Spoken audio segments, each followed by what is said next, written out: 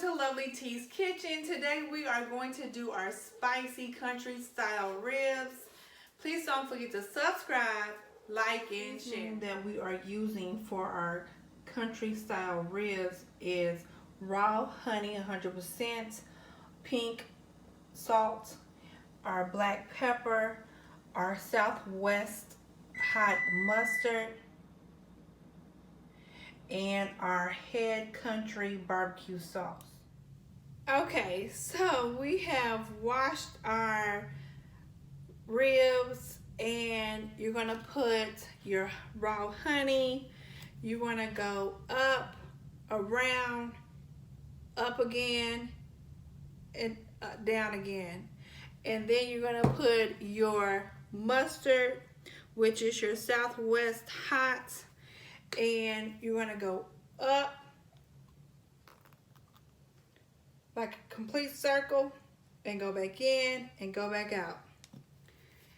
And the reason why I did not put the honey on there is because I've already put the honey on there, so there's no need to redo it again. On the salt and pepper, you're gonna put 2 tablespoons. You're gonna take it, the pepper, you're gonna put a tablespoon, you're gonna put it in your palm of your hand, and you're gonna sprinkle it. You're gonna do the salt, the pink salt, the same way, and it's 2 tablespoons. You gently, and if you still have some in your hand, just throw it out. But you don't want to overkill on the salt and pepper. You wanna zigzag on your barbecue sauce. And we need some more here, which we got more. So, and I add 1 cup and 1/2 of water, so that way it can be really tender, because it's gonna be in the oven for 2 hours. So on 350, and you can watch it. I advise you to watch it to make sure it does not get too, because it's going to make its own juice. It's going to make its own juice. You don't want to, you can put foil over it, but if you put foil over it, when you put barbecue sauce on something, the acid from the barbecue sauce will eat through the foil. So you may want to put some saran wrap or some wax paper or something like that. That way it doesn't eat that. Or you can put the water in there, and that way it doesn't get all dried out or cook too fast. You always want this. You want your ribs to be so good where it is just falling off the bones. And then I'm going to put on my gloves and rub it all the way through. You want to moisturize it just like you moisturize your face. Just rub it really, really nicely in. Like I said, on the water, you want to add 1.5 cups of the water. You're going to cook it for 2 hours.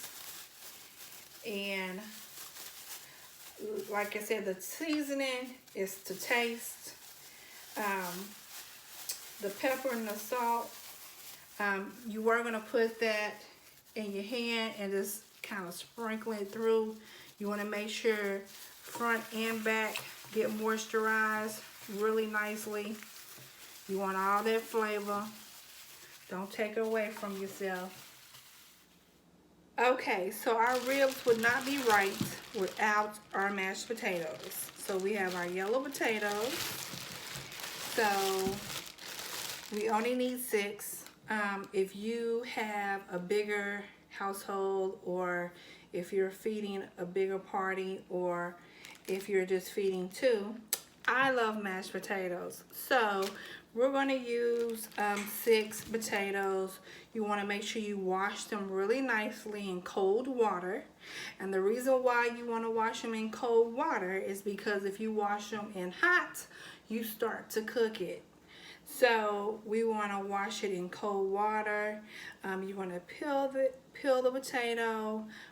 and then we're gonna cut it in half, and then we're gonna fill our pan up with cold water, and then we're gonna cook it. And it's gonna cook for probably about an hour before it gets nice and tender. So you're going to peel your potatoes really nicely. Sometimes I rinse mine off twice before I even get started with it, just because you know it's been in the ground, so you definitely want to wash it off beforehand. So I personally rinse them off twice. So you want to peel it really nicely, and then we're going to just cut it in half, and then you're going to cut it again, and then you'll do it again. And using this peeler is going to be a lot faster than going old school and just using a knife. So we're going to get these all cut up and put it on. I wish y'all could smell this. This smells so good. It's not done yet, but my goodness, the smell is amazing. So here go our potatoes. You may want to add a little bit of salt in there.